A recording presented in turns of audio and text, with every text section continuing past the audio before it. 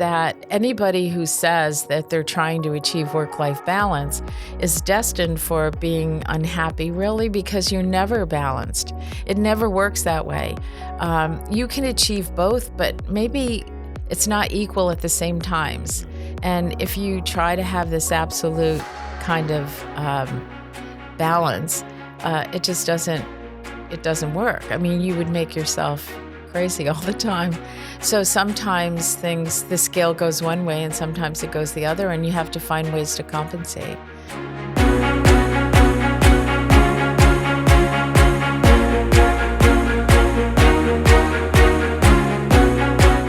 Welcome back to the Cannonball Mindset, and I am a couple blocks from the White House, right, in the heart of DC, and I'm sitting with the founder, the executive chairman of APCO Worldwide, which is one of, if not the largest public relations firms in the world. I think you have, well, you'll tell me, but I think 70 branches all over the world now. You got, and the largest female run and majority female ownership, and you tilt the scale because you're the head honcho of PR firms in the world.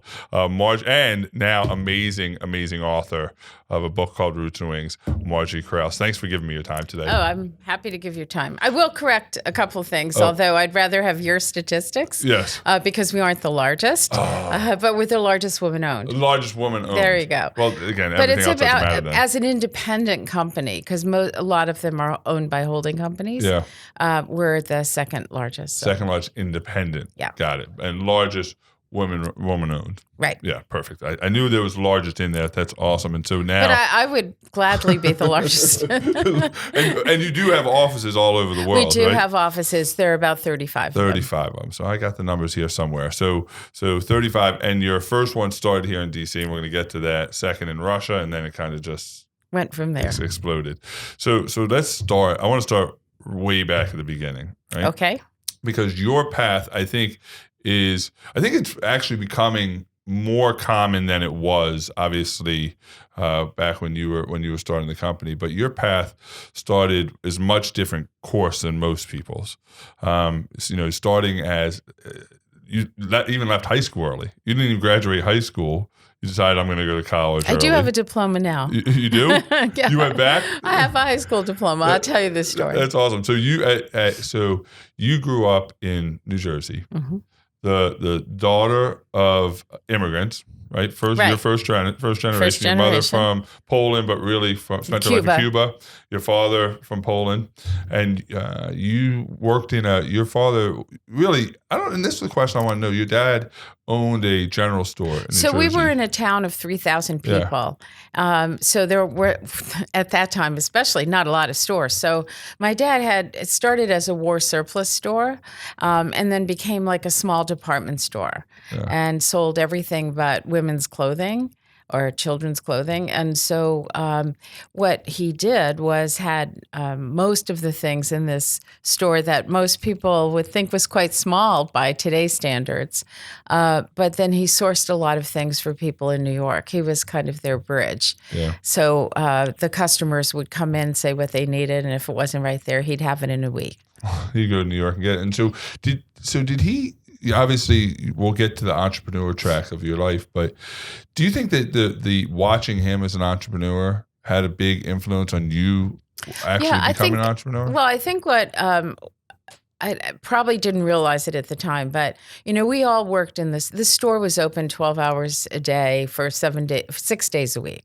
Yeah. Sunday wasn't open, but we all worked in the store from the time we could see over the counters. And I think what we learned more than anything else were relationships, and maybe even more than entrepreneurship, it was the importance of customer relationships and putting the customer at the center of the world. And my dad was a master at that. He had relationships with everybody in the town, and this is before credit cards, and he would do things on a handshake and give people credit when they, couldn't afford some big purchase, and let them pay it off in installments. And, it was just, he was very popular in the town. Yeah. And but at that point, you didn't know that, hey, it wasn't like he came to you and said, hey, when you get older, work for yourself and own your own company, or did he? Was that a conversation? No. It was almost the opposite, I think, in a way. That life was, he earned a good living, but it was, everybody worked hard. Yeah. I think that my parents, my mother never went to college. My father never finished college. And so I think that, their desire for us was to be professionals. And, they never really thought about entrepreneurship as even a track. I don't think my father would have thought of himself as an entrepreneur. Really? Yeah. He just did what he had to do, right? To survive and to provide for his family. But I think looking back, you'd say that, it was very entrepreneurial. And his father, that's how we got to this town. His father was a baker and when he came from Poland, was a peddler around the mines with these baked goods. But within a short period of time, he had like one of the biggest bakeries in the county because he was very entrepreneurial. We just, didn't think in those terms. It was like, what do you do to get ahead and what do you do day by day to make a living? And so I don't think he thought that way. And in fact, when I left, and this gets ahead of the story maybe a little bit, I was at the Close-Up Foundation. When I left to start APCO, my parents actually, they weren't against it, but they didn't understand why I would leave a job where I was, getting paid, had a salary, had a couple hundred people working for me, and by all accounts was extremely successful. Why I would walk away from that? Yeah. Yeah, and so we're going to get to that because I think that's a great story, and I think the more I started when I wanted you to come on the show, it was because of your book, and so I read the book. But this is like made me go down rabbit holes. So I read the book and I was like, oh, I got to find out more about that, and then I would Google this and I'd read this, and then on that would lead me to this, and the word that I would use to describe you is you're a great pivoter. So it seems like you were able to pivot from, all right, this is a great opportunity now, and you've said it a couple of times in a couple of different interviews, and I think it's such a great line that the best opportunities come at the most inconvenient times. That is exactly true, because when I first started, I started at the time I graduated from college, women could be, teachers or nurses. I mean, you didn't really have a lot of options, or you didn't think you had a lot of options. So I was a political science major, and I went into teaching, and I taught 12th grade civics. And for a short time, because then this opportunity came up to these guys were starting the Close-Up Foundation, and that means using Washington as a classroom. And that was something I really believed in. As a civics teacher, you don't learn from a book. You learn by doing. You learn by being. What's in the book is not what really happens. So how could you resist using Washington as a classroom? And I was much more deeply immersed in the curriculum side of this. And they were looking at a different thing. And so I actually went to them when I had at that time one child. I was just having my second child. And then I was getting my master's. I mean, the last thing I needed was a job. Yeah. But it was just something I really had to do. And they didn't have any money, and I told them that I would do it, and if it didn't work, they didn't have to pay me. Yeah, I think that's one of the greatest stories, and I want to talk about that. But I also want to talk about here's what's crazy. So this is why I think you're such a great pivoter and be able to capitalize on great opportunities. Is you go an au pair, you become an au pair in Austria at the age of 16. You come back now, world traveled, right? So you spent the summer in Austria, and you tell your parents, I think I'm gonna just go to college. And you haven't even graduated high school yet, but you're like, I'm gonna fast track this thing. I think I'm ready. You make a deal with your parents that says, all right, if I can get in, you can go, and you go. At that point, you have to know. I can't even imagine. I have daughters that are in 10th grade now, I can't even imagine, them doing that. But you decided, hey, this is my track, and I'm gonna beeline for it, right? That's a pretty remarkable thing at that age to decide, I think I'm ready. I'm saying you had to have been, what, 17 years old? 16? I was 16. 16 years old? But I guess I never, when you're 16, you know from your daughters, right? That you think you know everything. Yes.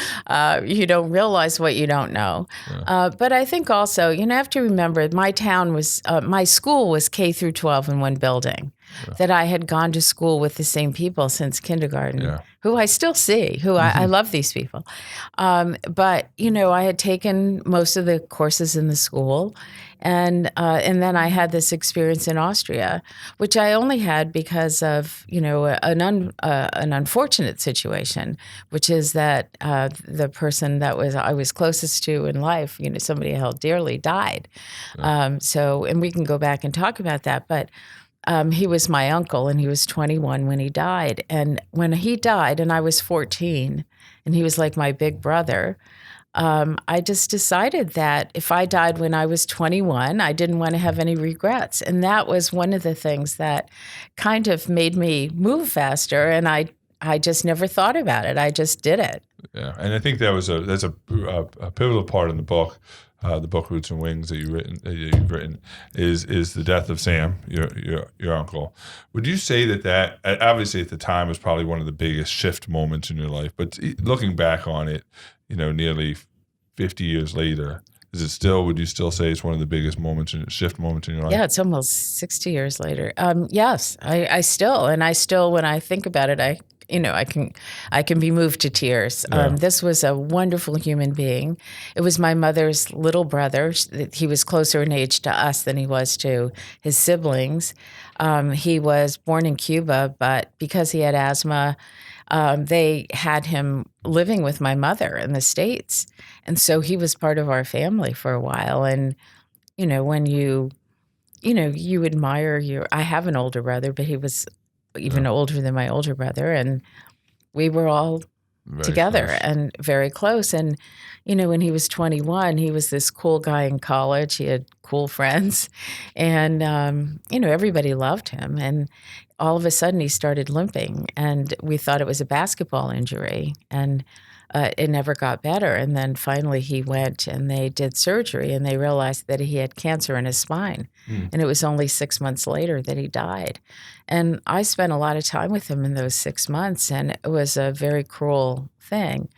But even on his deathbed, he remembered like it was my birthday and, things like that were just, just very meaningful. But when you watch somebody that young and that, that you thought was vibrant, right, pass away and before your eyes, it just has an impact on you. It changes you. Yeah, and I think that the story then, all of a sudden your life story really just takes off and starts to progress. You go to Austria, you come back, you decide, hey, I'm going to go to college. You go to college, and at that point, you're going to study. I think you even said at one point in something I read or watched or listened to was you actually were going to do theater. I started as a theater major. Theater major, right? Right. I was disabused of that very early. Right. All right, that's not going to be it. So you're like, all right, I like politics. I like political science. I'm going to. I had a great professor. I started at Knox College in Galesburg, Illinois, and I had this great professor, and he just got me very interested. But to tell the truth, I had a love interest also, which was that my husband-to-be was somebody I had met in summer camp, was studying, and he was at GW Law School. And so the pulls to more of the political center of the country get me to D.C. Were multiple. A couple different avenues there. So you go to school for political science. You then end up transferring to American University to be closer to political science, but really to Steve, your future husband, right? And then here at 20, you have your first daughter. Is that right? 21. 21. Lisa? I got married when I was 20. Yes. Married at 20, first daughter at 21. And here's where I ask I've met with some amazing female entrepreneurs, female owners, a lady named Kara Golden, who owns a company called Hint, Claude Silver, who works for VaynerMedia. I'm saying some amazing people. And I ask them all the time, I say, do you struggle with the tyranny of the or? I can either be a mother or a professional. I can be a wife or a professional. And here's what's crazy. You're literally a living embodiment of somebody who didn't buy into that I can only have one or the other. Because at the age of 21, you have your first child. You're going to grad school. Right? Because I want to keep my brain sharp, is what you said in one quote. And then you get presented with an opportunity from Close Up, which now has been around for 50 years. Almost. Right? Almost 50 years. Going to celebrate 50 years soon. And you're given the opportunity to start the Close Up Foundation. And at some point you didn't just say, well, my plate is already full. You said, all right, I'm in. Oh, I've always been a sucker for a good idea, that's my life story. So I didn't think of it that way. I never thought about the or. And I wrote the book in a way because I thought for today's, I struggled a lot with guilt all those years. And I thought, looking back and talking to my kids about how independent they became because we had an ecosystem, they had to help me. And what a great experience it was for us to grow up as a team and for my husband to have a closer relationship with the kids, that I wanted to give younger people permission to talk about this. Yeah. And that was really at the heart of my motivation to write this book. And so I never really thought about the or. At the time I was raising my kids, it was the real women's lib movement in the United States anyway. And a lot of my friends, that's when people didn't change their names. And, and a lot of the friends I had decided that it was an or life. And I just got so much joy.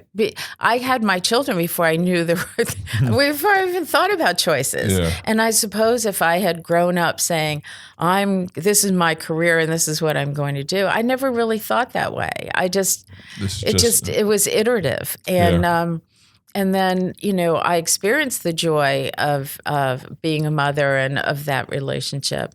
But I also, as I said, I'm a sucker for good ideas. So my brain didn't stop because I had kids. And so I managed to kind of figure out how to do this day by day. And I guess one of the things that I never thought about, that I just decided that if I did this, it was on me. I couldn't be mad at the world if it was a lot on my shoulders. Nobody asked me to do this. Yeah. I did it myself. And so it was my responsibility, and you make choices. Yeah, that's liberating, isn't it? It's pretty liberating when you realize it's all on you. Right? When you make the decision and say, hey, I can't, if I'm exhausted, I can't complain because I took this on. I can't. So you decided, hey, listen, I'm going to take this on because this is something I believe in. You believed in the mission that they were on to this Close Up. Enough that you actually said, I'll work for free. Well, they didn't have a job. I knew that I could be helpful, and I knew I had done something very similar to what they needed to do, and they were just starting. And so I went in one day, and when you're young like that, you say and do things that maybe you would hesitate being older and wiser, right, which I'm not sure is wiser. But, I went in and I saw what they were doing. And I said, well, if you did it this way, you would do this. And that this has to be a buildup for the way kids learn. And I don't know, I made all these suggestions that they thought that was great.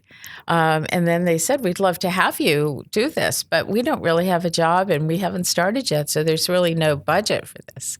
And that's when I had to make a decision. It was only for the first 5 weeks of the program that I really wanted to do this. And I knew I could I said, where there's a will, there's a way, right, in the book. That. Yeah, so I just kind of willed it to happen. And I worked like a dog to try to make the program successful. And then the rest, I was there 14 years. So it was going to be a 5-week position. It was 14 years. 14 years. Right. And I assume at some point they started paying you. Yes. Yeah, retroactively. Right. I didn't work. It wasn't like we had the money, so and I had to pay babysitters, so we had to really make that work. Yeah, and so your husband at this point is a lawyer. Mm-hmm. You're now a mom and basically running and starting Close Up, right? And the idea of the fact that you started that, and this is something that I think is really interesting. You started something, obviously we'll talk about APCO in a couple minutes, but you started something that is going to celebrate 50 years. Yes. And that if you think about the exponential learning that has happened because of that, how many kids have walked through the White House, have walked through where laws are made in the U.S. Capitol building. I'm saying that's got to be pretty impactful. Well, it's more than how many. It's kind of the tipping point this had in people's lives. And I hear as recent as last week, we did an event on Capitol Hill for International Women's Day, and one of the leaders in the House got up and said, well, I originally came on Close Up to Washington, and it changed my life. And here I am, right? That's crazy. And my nephew who lives in Texas came. Yeah, so it just has that life-changing experience. And how could you not be seduced by something like that, where you can make a difference in people's lives every day? Yeah. And so it was just that kind of thing. And if you're going to do something like that, you want to do it well and you want to do it seriously. And so it was really a job that was built out of love and you get energy from that. Yeah. So even if you're tired and dragging along. Yeah, and you talk about that in the book. You talk about the having the passion for what you do. And really, would you say that started as a passion project? Project, that might not be the right word, but started from a seed of passion? Yeah, I don't think there's anything that I've taken on that I haven't had personal passion for.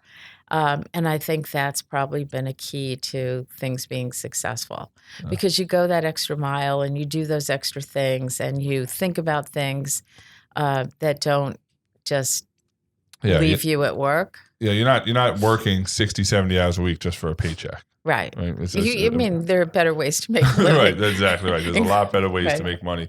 And so now at this point, you're doing that. You now have 3 kids. Right. I had one during the course. It's a funny story too, because Close Up was at that time 7 days a week. One group left on Sunday morning, the next group came on Sunday afternoon, and so when I was pregnant, I went 14 straight weeks like that. And it made a lot of people nervous. Yeah, right. I'm sure. But it didn't change anything. So this is, and I think this is, and I'm going to get to the book in a little bit, but this is what I found remarkable is if you drew 2 parallel lines, one with your personal life, right? And I know you talk about it being blended, but with your personal life and your kids and your professional life, these two lines ran pretty parallel to each other. As you're growing Close Up, as you're growing your career, your family is also growing. I'm saying, if you think about it now, you just celebrated last year, 2 years ago, your 50th wedding anniversary. Yeah, will be 54 this year. 54th wedding, 54 years. You have 9 grandchildren. You have 3 children. You have, I don't even know how many employees, but 35 offices, and you're like the rock star in the public relations world. So what was amazing to me is you grew both at the same time pretty successfully. Well, I hope that my family was successful. I think that it's hard to explain, but I never kind of thought of it that way. I never took the time to say, oh, God, look what I did, because you're too busy anyway. Yeah. So my family was always most important to me. So trying to get that right. And that's why I talk about work-life integration, because even at Close Up, like Friday nights were a dance and at that time. And there was kind of a warm up and all of that. And I used to bring Lisa, who at that time was like 6 or 7, with me because I was gone so much. Yeah. She would take the microphone from me and entertain the troops. I mean, and, you know, she would say things, she would tell jokes and things like that where, you know, I think some of the skills that you learn from those kind of experiences stick with you and help you be successful. So when you watch your children grow and develop through things that you're doing or creating or opportunities you're creating, I think it gives you maybe more confidence in the other side of your life. Yeah. And that's what, you know, I know you read this in the book about the 10-year-old trips. Love it. But that's kind of what started. I tried to think about things that I could do that would give unique experiences to the kids. So here I'm working in such proximity to all these political leaders. So I would, if we were going to the White House or something, I would take them out of school. And in fact, Lisa was in the Oval Office when she was in first grade. And we were meeting with Gerald Ford, and she told her teacher that she was going to she'd be out of school tomorrow because she was going to the White House to meet the president. And the teacher punished her for telling a fib. And I was so mad. And then it just happened that the photograph in the front page of the Grand Rapids paper was Lisa in her pigtails hugging Jerry Ford. And so I sent it to school. I thought, That's the best. Right, exactly. You know, it was like actually vindication. One of my favorite stories in the book. Right. Just because, you know, I could. And so anytime that I could give my kids some benefit from what I was doing without disrupting, obviously, my work, I tried to do that. So the 10-year-old trips were a chance to, because I would travel and they would say, you know, why are you going? And I wanted them to see how hard I worked. I wanted them to see how much people appreciated what I did. Mm-hmm. And I wanted them to see a different part of the country. So for my own kids, we went to Colorado and they had the exact same trip. So. Now it's passed down. Now you do it with your grandchildren. Right. And I guess, wait a minute, is your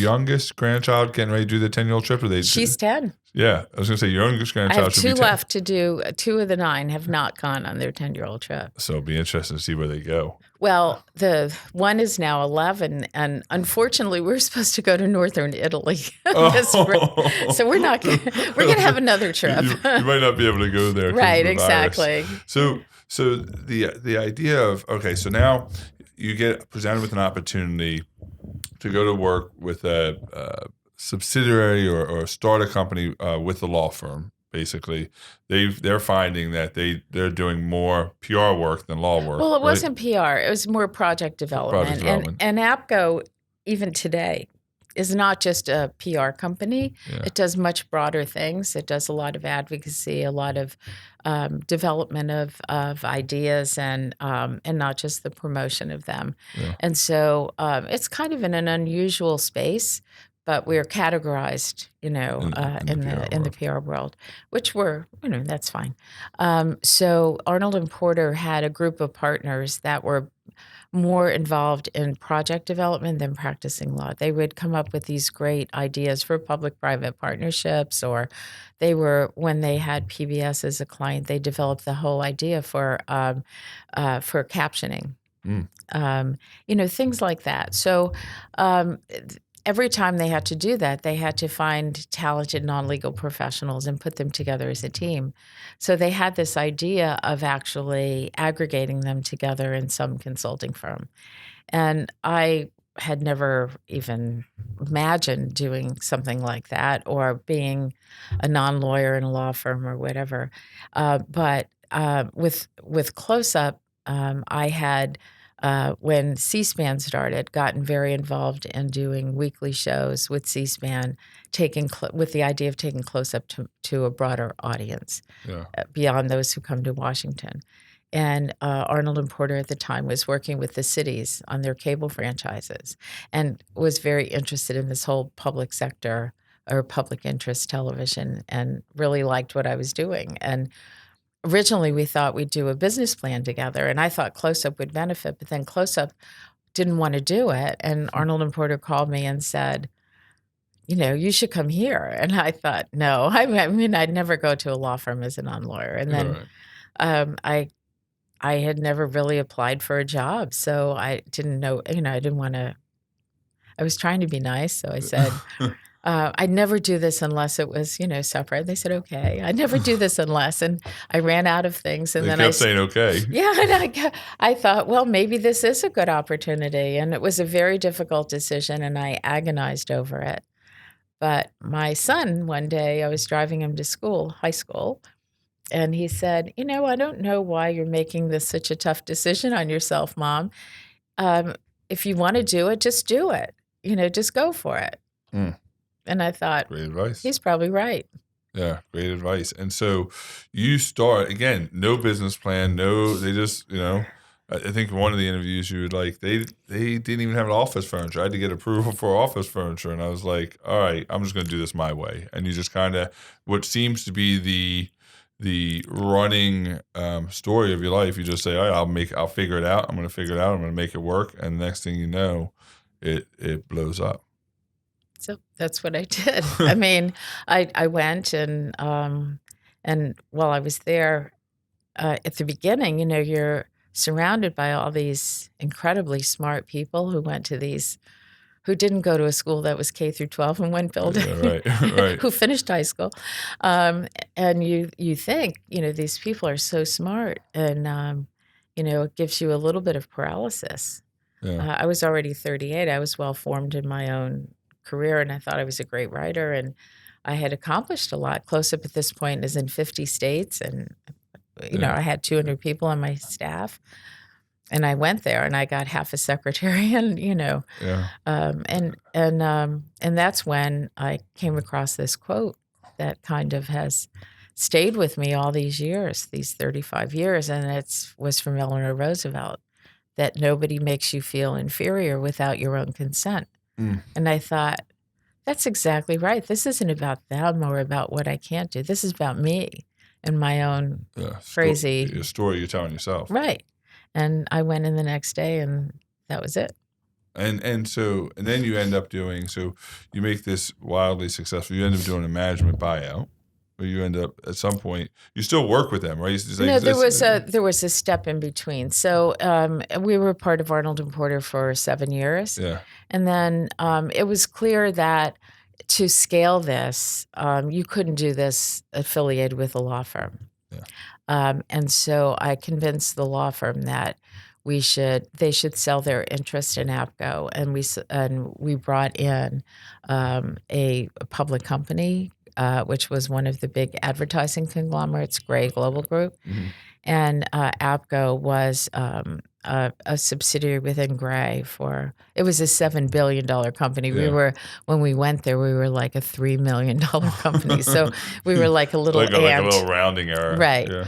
But, it was it was the chairman who took such a big interest in this, and he was a great supporter. His name was Ed Meyer. And so we grew APCO kind of quietly, just by investing our own profits. And then when Ed got ready to sell his part of this and to retire, I negotiated a management buyout, which was fantastic, because it really, like, if you think about it now, I guess you can't say what would have been had you not, but I'm saying the idea of we wouldn't be here, because we would have been merged into somewhere else. Because WPP bought Gray, and we got out just before that. Yeah. And we've tripled in size since then. So you now, at some point, you continue to grow the company, and you decide you're going to take this international. And you open your first international office in Russia. Yes, keeping with my insanity. Which again, 1988, before the wall came down. Yeah, so 1988, right, in Russia. Every time I read another thing, I'm trying to piece the timeline. I'm going, first international office isn't like in Canada, or isn't like it's in Russia in 88. But now, if you look back on those again, which I think I'm already going to know the answer. You just do what you think is right. But at some point, like, did somebody come to you and say you're crazy? Oh, multiple times. When has somebody not told me I'm crazy? That's kind of par for the course. But there was a good reason for it. Arnold and Porter at that time, we were still part of Arnold and Porter. They had been hired by the Gorbachev government to rewrite the joint venture laws of Russia. And so people kept coming to the law firm saying, could you help us enter the market? Oh. And Arnold and Porter that's a business service. They're doing more legal services. And I thought, for APCO, again, being maybe young and naive is good because I didn't realize all the things I couldn't do. I thought, we have a head start. We know people there. We know what the laws are. If I tried to do this in a more developed country, the competition it would take years to establish yourself. But being the first there's not a lot of competition. Right. Then you realize why there's not a lot of competition once you do it. But we went in and we built relationships, and that was that's how we got started there. Fantastic. And so again, this is where I want to kind of segue into your book. So you've grown APCO to really just worldwide fame. Obviously I'm really attracted to the idea of strong, powerful women. I'm married to a woman who is a doctor and a lawyer, who is a mother, who's a phenomenal wife. So I'm really attracted to the mindset of these amazing, and I have twin daughters, so I'm attracted to these mindset of amazing, powerful women. And in this book, you touched on a little bit earlier about why you wrote the book. And it really is to let people know that you can, and that it's more acceptable now, and it's it's okay now to talk about wanting to be a mother, and you can blend these two major portions of your life together. Is that right? Well, that's part of it. And the other part is that anybody who says that they're trying to achieve work-life balance is destined for being unhappy, really, because you're never balanced. Yeah. It never works that way.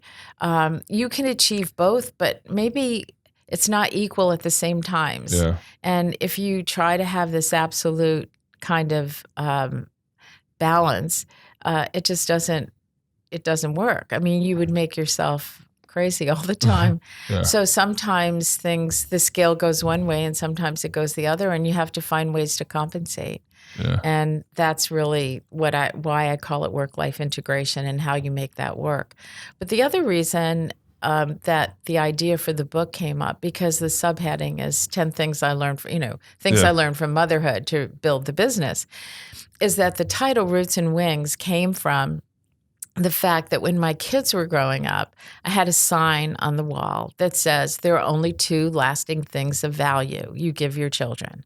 One is roots, your values that you pass on, and the other is wings. And the reason you can give wings is that you believe your kids accepted the roots, that they know right from wrong. They know what their values are, and they can go forth in the world and do what they want to do because they have this little scale in their head, and they can judge for themselves, what's right and what's wrong. And when people started asking me, how do you build a global company with one culture, with, 60, 70 nationalities across the globe? And how are you able to scale that kind of spirit or that kind of entrepreneurship? And I thought a lot about that. And I thought, it's roots and wings. It's the same thing. It's having a very strong sense of values for what the company stands for, having some very clear expectations, hiring great people, and then letting them take that and make something of it in a very, what I call, local way, that they are they really know their home markets better than I would, but they also have a sense of responsibility to the whole, and they have a perspective on the whole. Yeah. And I think this whole idea of roots and wings is something that made our company very strong.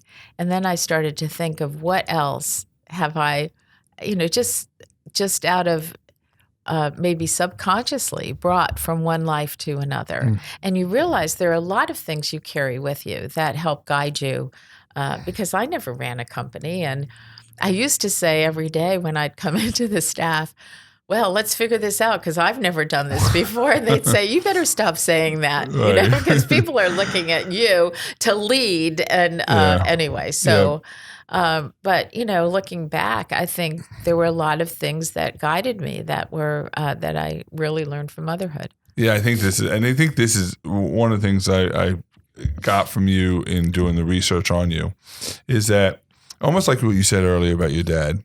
You said my dad wouldn't have considered himself an entrepreneur. He just did what he needed to do to put food on the table.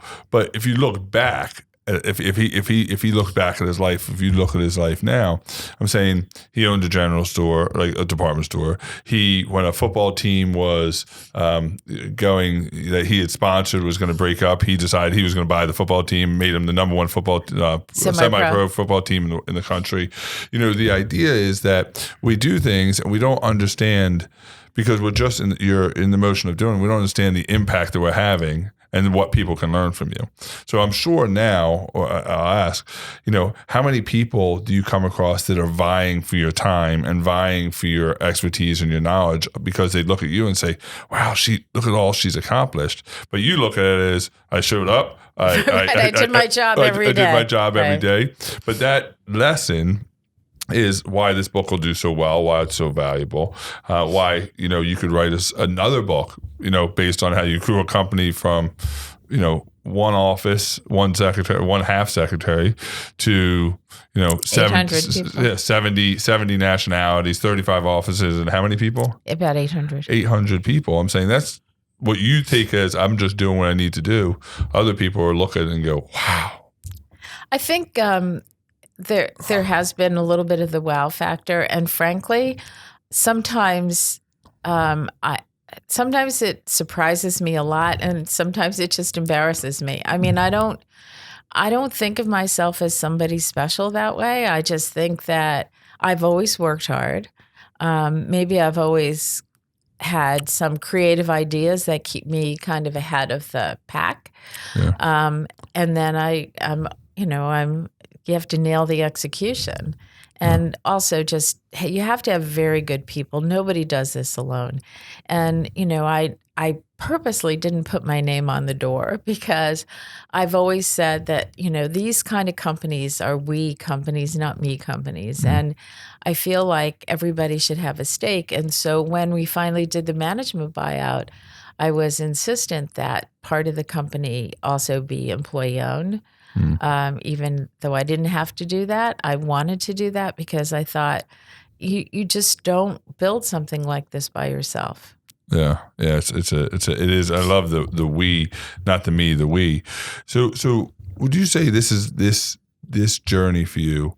And now again, you still run the company. You're still here. You're here today. You're still running the day-to-day operations. You're still traveling. You're still doing your 10-year-old trips. Like it's not settling down. Like it's a couple years ago when I turned 70, and there was a lot of noise in the company, basically about what's going to happen. Am I going to sell the company? Yeah. I did appoint a CEO for the company, somebody who had been here a long time, and who had not yet at that time turned 50, and we created a new management structure for a lot of the day-to-day operations that is a generation younger, so that people would see we had a future. Yeah. And then I thought I would devote my time to kind of advancing the company and doing, a lot of the business acquisition and some of the strategy and financing the future and things of that sort. So we have changed a little bit. And I think that's for the good, because, as I said, that no one person can do this. And at some point, I'm not going to be here. Yeah. So it's important that there's a whole generation of people that are prepared to take over. Well, so would you say that, again, the book, Roots and Wings, obviously this will liberate a lot of female entrepreneurs or liberate, and not even, and it's called Roots and Wings, 10 Lessons of Motherhood that helped me create and run a company. But I'm not a mom. But no, it's for men and women. I read it, and it's just as powerful. Yes. Right? Obviously, I can't look at it from a mother's perspective, but I can look at it from mine and go, man, these lessons are, I love the idea, don't underestimate the value of being underestimated. Like that is, irregardless if you're a man or woman, that principle holds true. So these aren't principles just for moms. No. It's, hey, as a mom and as a business owner, this is how I grew up. I've never been a dad, and so I can't speak with authority about sitting where you're sitting. But I do hope. I mean, and I've had a lot of men come and take the book, and I've been really pleased at some point. I did this with the interns, and I gave them all the book and everything, and we were talking about it. And a lot of the guys came up and asked if I'd sign it to their sister or mother or something. They were going to read it and then pass it on. Yeah. I just think that's great. It'd be interesting if they actually passed it on. Yeah, right. Or it was a cover. If they just kept because if they just kept it themselves. Like to me, again, this is a good business book. Yeah. Like this isn't a parenting book. This is a business book. This is a life book. So what's the next? So do you think the next stage is for you to write another book? on really, I'm saying, because the more I learned about APCO, and I knew who APCO was, but the more I, doing the research, learned about APCO, it is the journey of APCO. Leave the motherhood aside, right? The journey of APCO is pretty remarkable, pretty amazing. It is if I stand back, it is an amazing story. But I think it's an amazing story because I think, on balance, we've been a platform for good. And even with controversial clients, we only take them on if they listen. Yeah. And I think we've managed to push some people in directions that maybe they wouldn't have been in. And I think we've helped our clients achieve successes that I think were uniquely as a result of strategies and actions that we help them take. And so I think at some point it would be wonderful to write that APCO book. But as I said, this book came out because I refused to almost do the other one. Yeah. I just think there are things you do for clients. I've always felt that, right or wrong, that we should be a modest company. That it sounds funny when you're in the space we're in, that we're not self-promotional. But I always felt like our client should benefit from what we do. And I don't want to be in front of the clients. And people have trusted us with incredible discretion. And I don't know how you write that book with any kind of meaningful way without revealing things that you don't want to reveal. So maybe I should write it and it gets published on my way to the grave or something. I don't know. Just change the names of the companies. I think, and because one of the things I think is really important right now, if you think about the book you wrote and think about your journey, how the rights and the views of females has grown just from when you started up close, right, a long time ago, to where it is today. It's crazy to me when I think back that it wasn't long ago that women didn't even have the right to vote, or that you couldn't reveal at work that you were pregnant. Right, that was the thing. My first job, I couldn't tell people I was pregnant. Which is crazy, right? And here we are, a short 50 years later, and it's not only being accepted, it's being celebrated. We're changing laws about the way that we operate. And if you think about this in the sense of, the way you grew your company, right now we live in a very this time, I think, in our nation's history is very, it's at a not turmoil is not the right word, but there's a lot of conflict of opposing ideas, opposing viewpoints. And what you just said was really key. And maybe you said it as a throwaway line, but the idea is that we're constantly contributing for good. And that's what the world needs to see more of, that, right? We choose to see what we want to see. And there's not enough talking about that as there is more of, hey, I'm digging on my side, I'm going to plant my flag, and I'm not moving off of it. And what you're saying is, hey, listen, you've dealt with this for the last 60 years, but somehow you've been able to make it come out for the betterment. Does that make sense? Like, how do you, that story, I think more stories like that need to be told, less stories about how I dug in and held my position and didn't budge. Yeah, I think that, I believe that there are two sides to every story, and you have to be open-minded to come to solutions that do advance situations or causes or things of that sort. And it is sad to look around and see people so entrenched in their own positions, their own biases. Yes, because it's like, when I first went to Russia and I came back, and I sat with a group of policymakers here because Russia was just opening up and we were about to have a huge peace benefit. How are we going to spend that? What are we going to do? And it was really interesting that people were slamming that, we can never let them do this unless they do this first. Yeah. And I was like, what world are people living in? Right. That you don't see that you got to give to get. I mean, you can't just have these absolutes, because at that time they needed a lot of help, and look where we ended up. Right.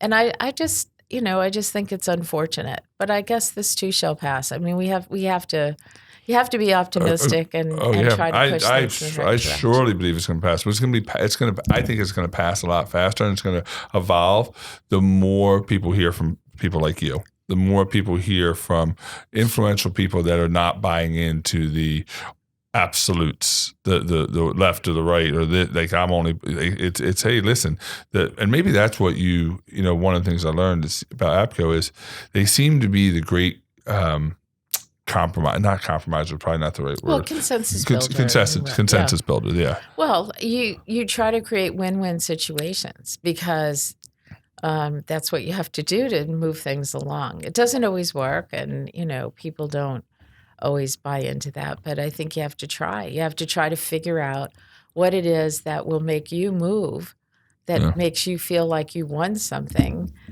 that doesn't destroy the other person or the other opportunity.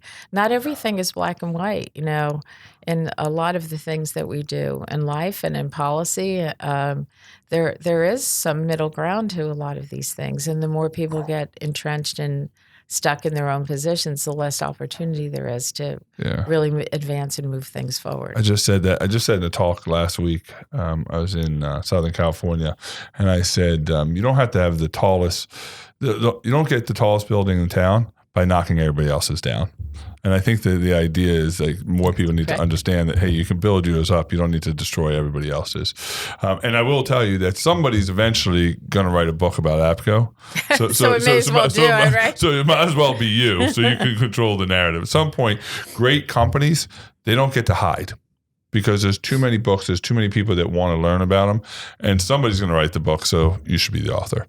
All right, two last questions. Okay. So, first of all, thanks for your time. I know giving me, especially now, giving me an hour of your time is really a lot to ask. And I really appreciate your interest in what we've done and how we've done it. Yeah, we have a really big following, and I'm telling you, I'm an avid reader, and so I'm telling people to listen and to buy Roots and Wings. I would tell you, it would be great on Audible version too.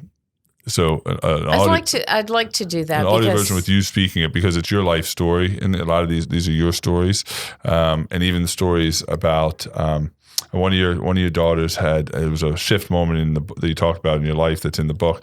But sounds when you read it, you're like, okay, well, is that really a big deal? But then as you go into it, your daughter had fallen and her pant had got stuck in her chain of her bike, I think, right? Yes.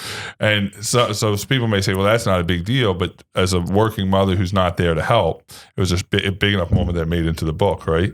Yeah, because you think about when you feel guilty, you think about all those things when your child is in need of your help. And even if you were home, you wouldn't have known that happened. Yeah, right. But the fact that you were remote made it really So hearing you tell that story in your voice on an Audible version would be unbelievable. But great book, Roots and Wings. Make sure you buy it, read it, get a hold of it. Where do people find you? Where do people learn more, connect? I know APCO has an amazing website. You have an amazing platform. I think you're on LinkedIn and Twitter. Is that right? LinkedIn, Twitter, I'm on Facebook too, but it's more of a personal site. Yeah. So, the book also has a site. Yeah, so go to Roots and Wings website. So find it, follow Margery Kraus. I'm telling you, strong, powerful women rule the world, and this is one that absolutely it was in front of the movement.